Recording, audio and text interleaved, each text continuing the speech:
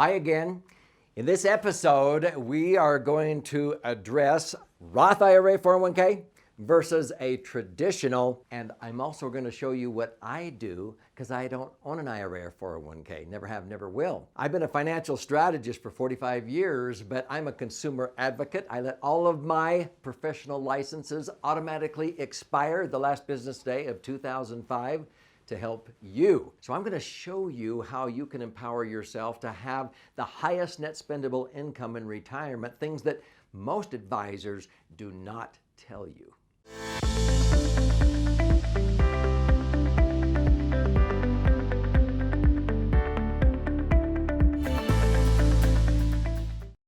So I'm Doug Andrew, and I've helped many people gain insights into opportunities that maybe they didn't know existed before, because all too many Americans are sort of talked into following the herd or listening to the mainstream media, which is part of the herd. Oh, just put your money in a tax-deferred IRA or 401k. You'll be in a lower bracket when you retire. So 91% of Americans do that. I ask people, well, golly, if you were a farmer and you had the choice of buying your seed in the springtime and you didn't have to pay tax on the price of the seed when you bought it, you planted it, you cultivated it, you harvested it later on, and now you have to pay tax on what you sell the harvest for.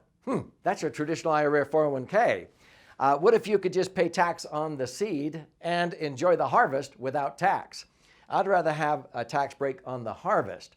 But let me show you. If you put money into a traditional IRA or 401k or a Roth, it's the exact same thing, provided if taxes stay the same. I don't think they're going to. So this episode is going to blow you away with what is the best way to save if you think that taxes are going to be higher in the future. I'm going to super simplify this to help you get it, because in actuality, you cannot contribute as much money as I'm going to show in one single year. But let's say this is the accumulation of deposits over, let's say, 10 years. So in a traditional IRA or 401k, we get to put in pre-tax money. We're getting a tax break on the seed money. So let's say over a 10-year period, we're putting in $150,000. I'm going to use a 10% rate of return. I've actually averaged 10%. Every 7 years, that doubles your money. So it's easy math.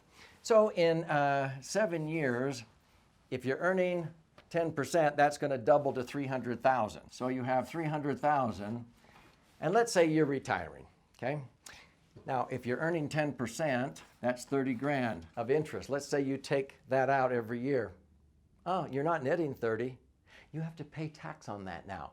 You have to report that on your tax return. So you have to pay a third in tax. That's 10,000 in tax, and you're netting 20,000 to buy gas and groceries, prescriptions and golf green fees. Can you see something here? This 300,000 isn't all your money. Neither was this. A third of that belonged to Uncle Sam, and now that you've grown it to this, you just grew Uncle Sam's portion from 50 to 100. The government has a permanent tax lien.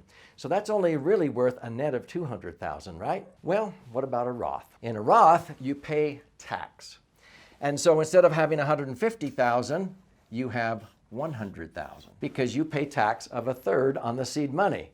So far, so good? That 100,000 earning 10% will double in 7.2 years to what? 200,000. 200,000, but that's tax-free now. That's a Roth. If that's earning 10%, that means you can pull out 20,000 a year tax-free. Do you notice anything? This is a net of 200. This was really a net of 200.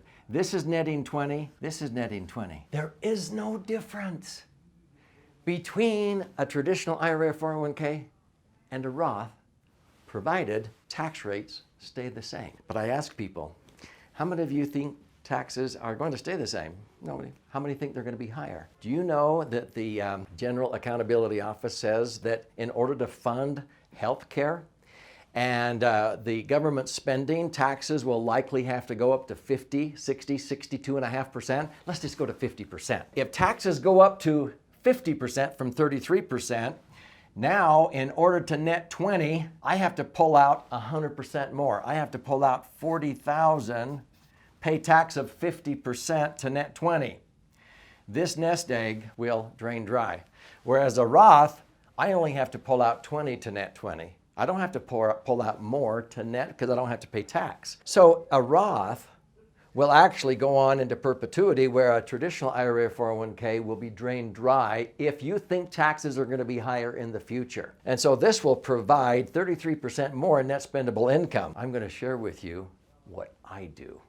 And this is what you can learn to do in my educational books and episodes. Are you ready? So this is what I've helped many CPAs and tax attorneys learn and do for their clients. And they go, where have I been? I can take 100,000 of after-tax money, just like a Roth. And many of these accountants call the laser fund the rich man's Roth. And they do it because you don't have to be rich to have it, but the rich can't qualify for a Roth. They make too much money. You're only allowed to put in so much. And so you can use a laser fund because I can put in after-tax money. But what I do, because I'm a tax strategist, is I create deductions that people maybe were killing. I resurrect deductions. I show people how to create new deductions by using tax planning. Many, many times I'm able to recoup the $50,000 that most people would pay in tax in a Roth. And so I'm using $100 on the front end. I'm using $150,000 of pre-tax money in a different way without giving up the tax-free access at the back end. So my laser fund, that 150, it grows to 300,000, just like an IRA. But this one's tax-free. This one is not. If I'm earning 10%, what does that allow me to do? I can pull out 30,000 a year. And by the way, I've been earning over 10%, but this is tax-free. Let me ask you a question if you're not getting it. How much more is 30 than 20? Okay, it's 33% more. But if this one requires that you pull out 40,000 to net 20, this one runs out. This one keeps going, but how much more is 30 than 20? This one is 50% more. 10,000 is 50% of that. My laser fund generates 50% more in net spendable income than the same amount of money allocated to a Roth. And so that's why it's my favorite vehicle. I've simplified this for you, but between an IRA or 401k, I wouldn't touch this. I've never owned one, never will. I don't own a Roth because even though a Roth, if you think taxes are going higher, is going to be 33% better and not run out of money where this one will, why would you settle for 20,000 when you could get 30,000?